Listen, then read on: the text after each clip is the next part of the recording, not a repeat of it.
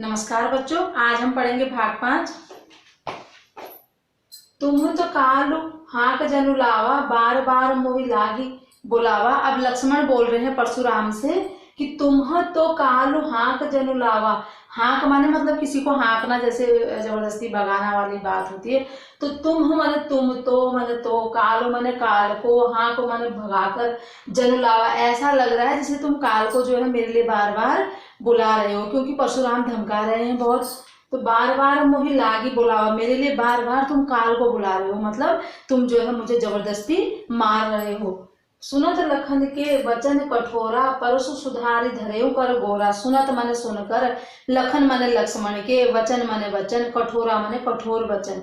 अब परशुराम जी ने लक्ष्मण के जब कठोर वचन सुने तो परसु सुधारी माने फरसे को, सुधारी माने ठीक ठाक करके, मतलब हाथ में तो रखा ही है उन्होंने, लेकिन ऐसे दिखा के उसको हाथ में ढंग से मैनेज करके उसे परसु सुधारी धरेउ कर माने हाथ होता है, अपने हाथ में जो है उन्होंने और घोर उसके साथ रख दिया, उसे दिखाते हुए रख दिया, मतलब गुस्से में।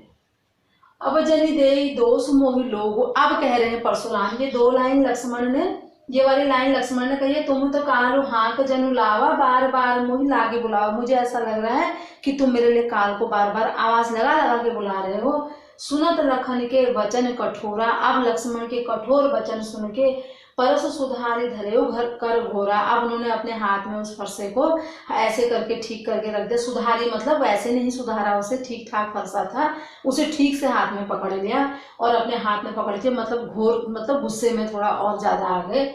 अब जनि देई दोष मोहि लोग, अब माने अब जनि माने लोग, देई माने देना, दोष माने दोष, मोहि माने मुझे। अब लोगों, अब मुझे तुम कोई दोष मत देना। कटुबादी बालक बध जो, कटुबादी माने कटु बोलने वाला, बालक माने बालक, बध माने मृत्यु के, जोग माने योग्य है। ये कटु बोलने वाला बच्चा मृत्यु के योग्य है। अब अगर मैं इसे मार दूंगा तो तुम मुझे दोष मत देना, क्योंकि इतना बोलना भी उस समय पर पर्याप्त होता है किसी बालक का, किसी बड़े गुरुजनों के सामने। इसलिए ये बहुत बड़ी बात परशुराम को लग रही है, ये आज के संदर्भ में ये बात नहीं है। अब सब बालक बोल देते हैं। वो समय था जब बच्चे जो है अपने से बड़ों की रिस्पेक्ट करते थे। तो परशुराम जी कह रहे हैं, अब जनि देई दोष मोहि लोग, अब मुझे लोग दोष देंगे मुझे, लेकिन ये जो कटुवादी बालक है, जो कटु बोलने वाला लड़का है, ये तो मृत्यु के ही योग्य है, इसको मैं अब नहीं छोड़ सकता।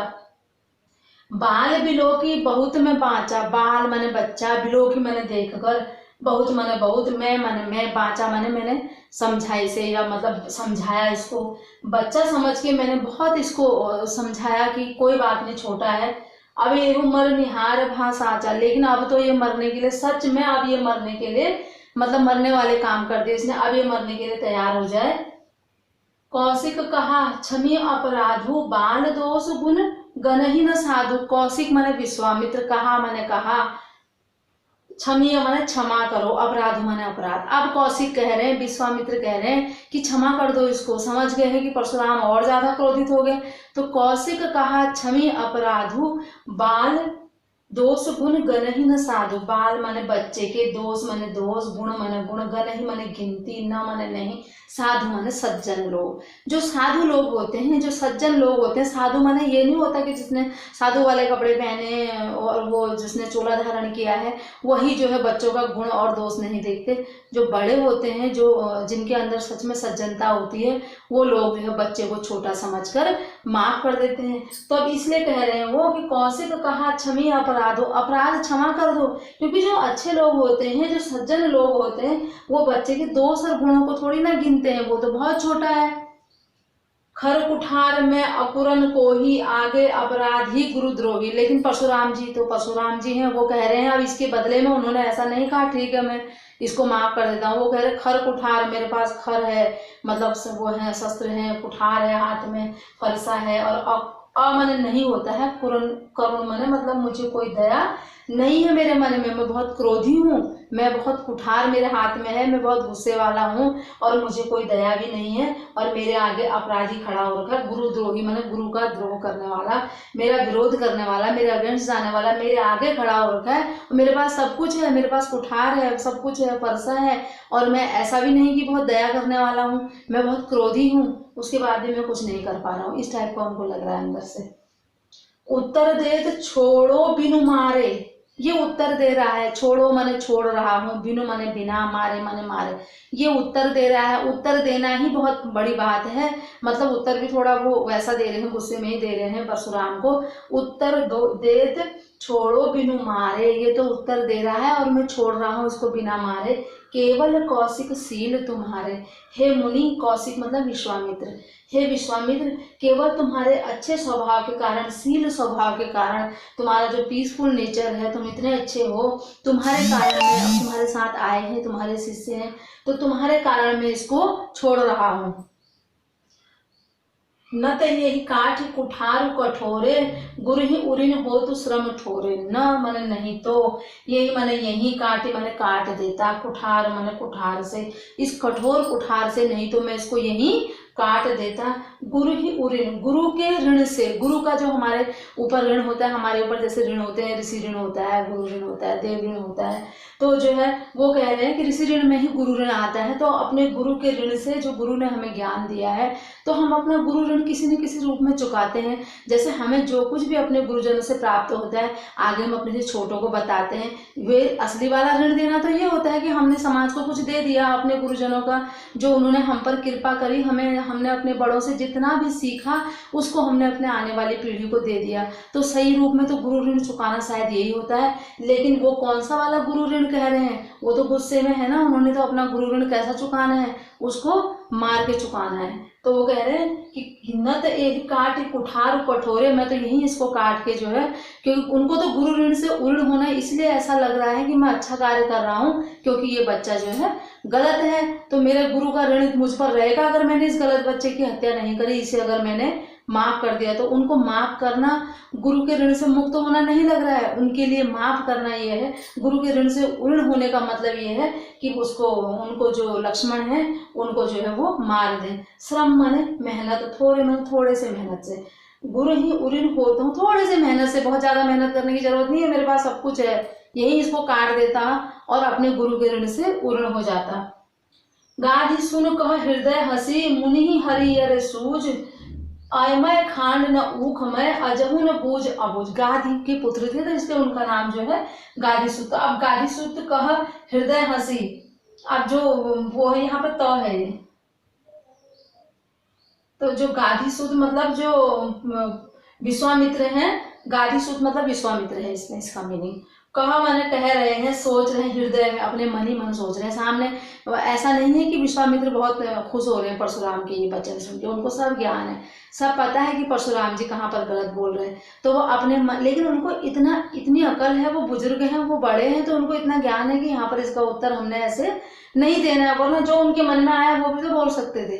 तो वो मन ही मन सोच रहे हैं। गाधिसुत कहा हृदय हसी, मुनि ही हरि हरे सूझ, वो अपने मन ही मन हंस के बोल रहे हैं कि मुनि को तो हरा ही हरा सूझ रहा है, मतलब उनको जो परशुराम है उन्हें हरा ही हरा सूझने का मतलब सब कुछ जो है, जैसे सावन के अंधे को ऐसा लगता है कि रोज ही इस धरती पर हरा है, क्योंकि उसने जब अपनी आंखें गवाई होती है उस समय हरा होता है। हरा ही हरा सूझने का मतलब अच्छा ही अच्छा सोचना, एक और उसका दूसरा वाला साइड न देखना कि ऐसा थोड़ी ना है। हो सकता है कि सामने वाला, तो बोलते हैं शत्रु को जो है अपने से कम कभी नहीं समझना चाहिए, लेकिन परशुराम जी उनको बहुत ही कम समझ रहे हैं।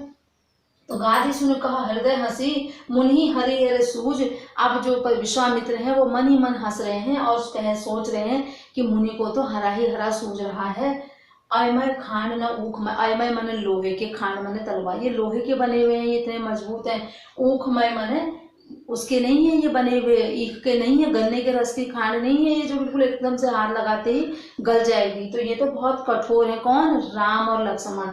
अजहु न बूझ अबूझ, अजहु माने अभी तक, न माने नहीं, बूझ ये अभी तक नहीं समझ पाए, इनको अभी तक अ माने नहीं होता है, अभी तक भी इनको ये ज्ञान नहीं है। किनको? परशुराम को। परशुराम जी अभी तक भी ये क्यों नहीं समझ रहे हैं कि लक्ष्मण और राम कोई साधारण व्यक्ति नहीं है। ये कौन सोच रहे हैं अपने मन में?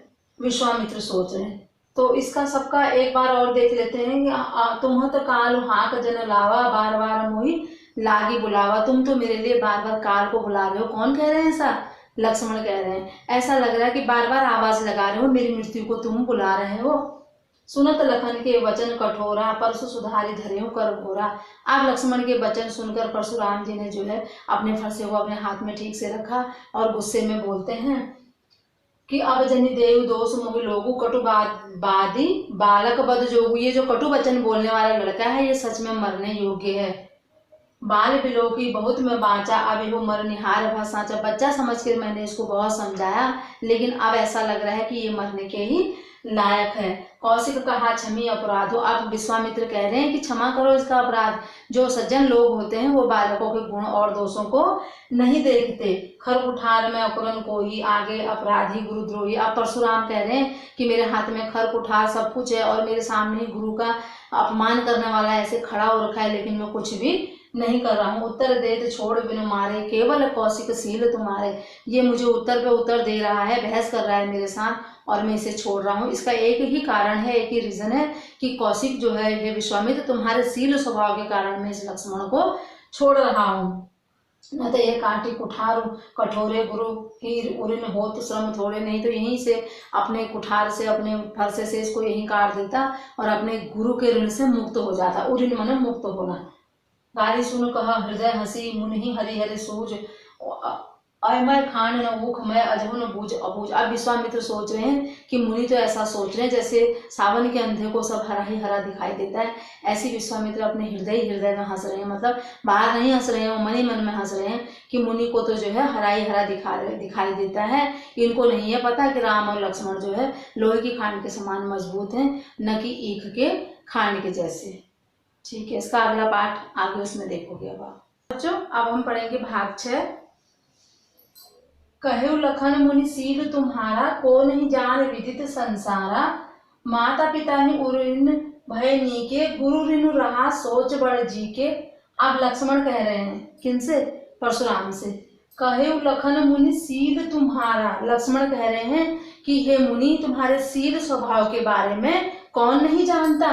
कहे मने कह रहे हैं, लखन माने लक्ष्मण, मुनि माने मुनि, सील माने सील स्वभाव, तुम्हारा माने तुम्हारा। हे मुनि तुम्हारे सील के बारे में, तुम्हारा अच्छे स्वभाव के बारे में को माने कौन, नहीं माने नहीं, जान माने जाना, विदित माने पता होना। संसार पूरा संसार को पता है कि तुम्हारा स्वभाव कैसा है। लक्ष्मण कह रहे हैं मुनि तुम्हारे इस स्वभाव के बारे में पूरा संसार जानता है। माता पिता ही उरिन भय नीके। माता पिता ही माने माता और पिता, उरिन माने उरिन हो गए, मुक्त हो गए। भय नीके माने भय माने हो गए, नीके माने अच्छी तरीके से। नीके शब्द का मतलब होता है अच्छा। तो आप माता और पिता के ऋण से ढंग से उऋण हो चुके हो।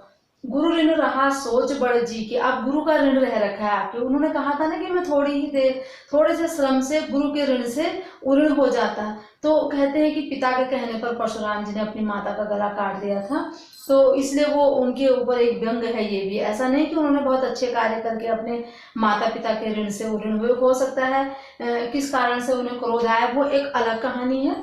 तो माता पिता ही उऋण भय नीके, आप माँ और पिता के ऋण से ढंग से उऋण हो चुके हो, हम आपके बारे में सब जानते हैं। गुरु ऋणु रहा सोच बड़ जी के। बहुत गुरु माने गुरु का, ऋण माने ऋण, रहा माने रहा है, सोच माने सोच रहे होंगे, बड़ जी के माने बड़े दिनों से, बहुत लंबा समय हो चुका है, लंबी अवधि हो चुकी है, गुरु के ऋण से आपको उऋण नहीं हुए। सो जनु हमरे माथे काढ़ा, दिन चली गए ब्याज बड़बाड़ा। सो जनु माने उसको, हमरे माने हमारे, माथे माने माथे पर, काढ़ा माने मतलब हमारे सर पर मार देना। जैसे बोलते तुम मुझसे मेरे सर पर क्यों दे मार रहे हो, उस चीज को, वो जो इतने दिनों से तुम्हारे अंदर, जो तुमने गुरु के ऋण से जो तुम मुक्त नहीं हुए, उस समस्या को, उस अपने अंदर के उस दुख भाव को, या अपने अंदर के उस बदला लेने वाली प्रवृत्ति को तुमने हमारे सर पे, हमारे माथे पे डाल दिया है। मतलब अब हमसे तुम पंगा लेने चले हो। दिन चली गए ब्याज बढ़वाड़ा, बहुत दिन हो गए हैं, ब्याज भी बढ़ गया होगा। मतलब माता पिता के ऋण से तो तुम टाइम पे उऋण हो चुके थे, लेकिन गुरु के ऋण से तुम जो अभी तक मुक्त नहीं हुए हो, तो उसका जो है ब्याज भी बहुत हो गया होगा। अब आनी व्यवहार या बोली, तुरंत देव में थैली खोली। अब आने माने अब आप बुला लो उनको, व्यवहारी माने जो लेखा जोखा करता है, मुनि को बुला लो, अकाउंटेंट को बुला लो। अब तुरंत देऊ मैं थैली खोली, मैं तुरंत दे रहा हूँ आपको पूरा पूरा जो ब्याज हो रखा है, जो इतने दिनों से आपने जो है गुरु ऋण से आप जो मुक्त नहीं हुए हो, उसके लिए आप अपने अकाउंटेंट को बुलाइए, हिसाब किताब कितना लंबा है, मैं आपको तुरंत उसको थैली खोल के दे देता हूँ। सुनी कटु बचन कुठार सुधारा, हाय हाय सब सभा पुकारा।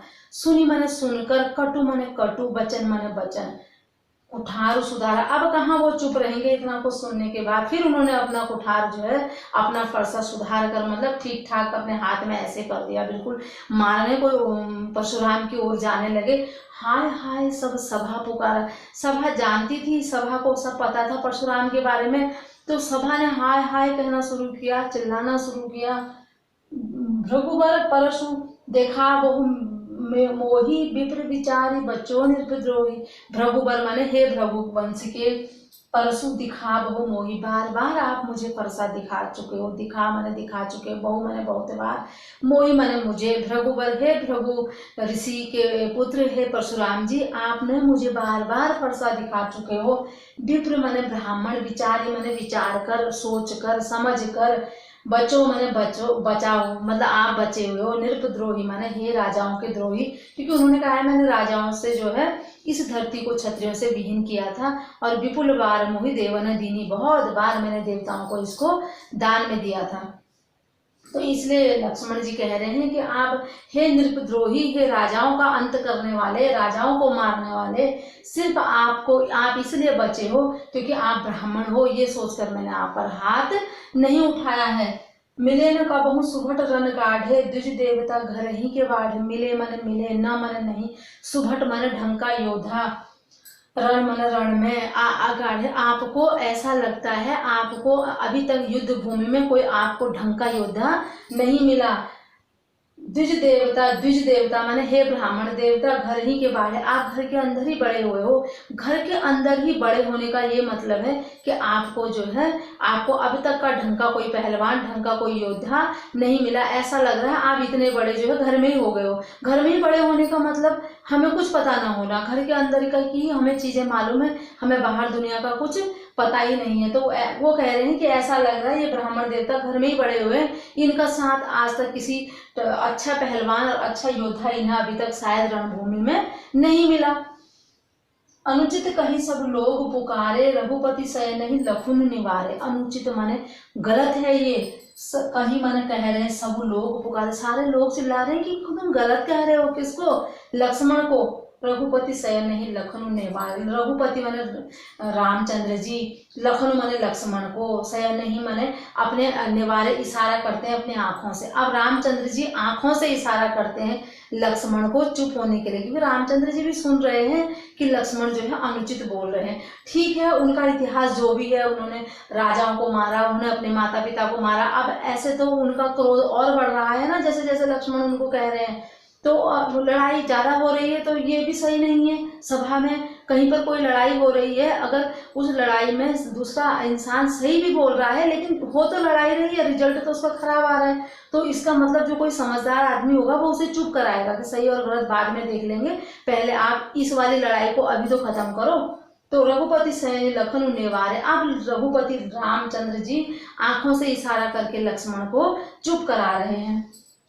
लखनऊ उत्तर आहुति सरिस, भृगुवर कोप कृशानु, बढ़त देखी जल सम वचन, बोले रघुकुल भानु। लखन उत्तर आहुति, जो लक्ष्मण के उत्तर हैं वो आहुति के समान है। आहुति होती है ना जिसको डालते हैं ऐसे, तो आहुति जितना डालेंगे हम अग्नि में वो और ज्यादा फैलती है। तो लक्ष्मण के जो उत्तर हैं वो सरिस माने समान, किसके हैं? आहुति के। भृगुवर कोप कृशान, अब ये भृगुवर जो परशुराम है इनका क्रोध अग्नि के समान है।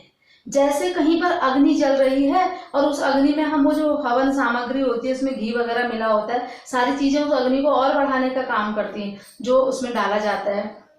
तो ये बोल रहे हैं कि लखन उत्तर आहुति, लक्ष्मण के जो उत्तर हैं, तुलसीदास जी कह रहे हैं कि लक्ष्मण जी के जो उत्तर हैं वो तो आहुति के समान हैं, और वो तो उन्हीं के टक्कर के परशुराम जी हैं, तो वो तो उनका जो शब्द है वो और अग्नि के समान है। बढ़त देखी जल सम, अब जब उन्होंने ये बढ़ता हुआ देखा, इनके वचन अग्नि के समान बढ़ रहे हैं, इनके वचन आहुति के समान बढ़ रहे हैं, मतलब लड़ाई ज्यादा हो रही है। तो बढ़त देखी जल सम, अब ऐसा देखकर जल मन पानी सम मन समान, बचन मन बचन, बोले मन बोले, रघुकुल भानु माने, भानु माने सूर्य का पर्यायवाची होता है। तो भानुवंशी कहते हैं सूर्यवंशी थे रामचंद्र जी। तो रघुकुल उनके वंश में रघु हुए, दिलीप हुए, बड़े बड़े लोग हुए। तो बड़े लोगों के खानदान में उत्पन्न होने से उनका वंश उसी नाम से चल जाता है। तो रघुकुल के हैं वो। तो जो रघुकुल के भानु हैं, मतलब जो रघुकुल के भानु के समान, सूर्य के समान जो तेजस्वी हैं, अब वो उनके जो वचन हैं वो बिल्कुल पानी के समान है। मतलब वो जो जलती हुई आग है, उस आग को रामचंद्र जी के वचनों ने बुझा दिया है। एक बार दोबारा से इसका अर्थ जान लेते हैं। कहे लखन मुनि सील तुम्हारा, को नहीं जान विदित संसारा। अब लक्ष्मण जी कह रहे हैं कि हे मुनि, तुम्हारे शील स्वभाव के बारे में, तुम्हारा जो अच्छा नेचर है उसके बारे में कौन नहीं जानता, सारा संसार जानता है। माता पिता ऋण भय नीके, गुरु ऋण रहा सोच बड़ जी के। माता पिता के ऋण से तो आप मुक्त हो चुके हो, लेकिन गुरु का ऋण आपके मन में बहुत दिनों से सोच रहे हो, आप बहुत बढ़ चुका है। सो जनु हमरे माथे काढ़ा, दिन चली गए ब्याज बढ़वाड़ा। उसको आपने हमारे माथे पे डाल दिया है, क्योंकि वो उसको बहुत दिन हो गए हैं, ब्याज भी बढ़ गया होगा। तो अब ऐसा करिए, अब आनी व्यवहार्य माने अकाउंटेंट को बुला दीजिए, हिसाब किताब करने वाले मुनीम को बुला दीजिए। अब आपका जो हिसाब किताब वाला है उसे बुलाओ, तुरंत मैं थैली खोल के देता हूँ। मतलब आपका जो ये ब्याज है इसका आओ चलो हिसाब किताब कर लेते हैं, जब आप पीछे पड़े हो। तो सुनि कटु वचन कुठार सुधारा, हाय हाय सब सभा पुकारा। अब ऐसा कटु वचन सुन के परशुराम ने अपना जो फरसा था उसे सुधारा, मतलब ठीक से पकड़ा। ऐसे में पूरी जो जनता थी जो वहां पर स्वयंवर में आए हुए थे, सब हाय हाय कहने लगे कि लक्ष्मण को चुप कराओ। भृगुबर परशु दिखाव हो मोही, विप्र विचारी बचो निर्पद्रोही। हे भृगुबर, हे परशुराम जी, आप बहुत बार मुझे ये फरसा दिखा चुके हो और मैं आपको विप्र विचार मतलब राजा वो ब्राह्मण समझकर आप बचे हुए हो। हे राजद्रोही, हे राजाओं को मारने वाले ब्राह्मण समझकर मैं आपको छोड़ रहा हूँ। ऐसा नहीं है कि मैं आपका मुकाबला नहीं कर सकता, इतनी तो लड़ाई होती ना। अगर ऐसा वो नहीं सोचते कि ये बड़े हैं, बुजुर्ग हैं, ब्राह्मण हैं, ऐसा अगर वो अपनी मर्यादा का पालन नहीं करते तो लड़ाई शुरू में हो जाती जब धनुष टूटा था। तो अनुचित कहीं सब लोग मिले न कबहू, सुभट रन गाढ़े, द्विज देवता घर ही के बाढ़े। लग रहा है इनको कोई ढंग का योद्धा नहीं मिला है, ये ब्राह्मण देव शायद घर में ही बड़े हुए हैं। अनुचित कहीं सब लोग पुकारे, रघुपति सहे नहीं लखन निवारे। अब लोग अनुचित अनुचित कह रहे हैं, मतलब चुप कराओ। तो रघुपति जो है रामचंद्र जी अपने आंखों के इशारे से लक्ष्मण को चुप कराते हैं। लखन उत्तर आहुति सरिस, भृगुबर कोप कृशान, बढ़त देखी जल सम वचन बोले रघुकुल भान। रघु जो लक्ष्मण के जो वचन है वो आहुति के समान है, जो आहुति अग्नि में डाली जाती है, और जो परशुराम के वचन है वो अग्नि के समान है। तो अग्नि में अगर आहुति डाली जाएगी तो अग्नि तो और बढ़ेगी, मतलब लड़ाई और ज्यादा हो रही है। एक अग्नि के समान है, एक आहुति के समान है। ये सब बढ़ता हुआ देखकर जल के समान वचन किसने बोले, रामचंद्र जी ने। रघुकुल ने जो है जल के समान वचन बोले। इस तरीके से ये भाग 6 तक पूरा कंप्लीट हो गया है राम लक्ष्मण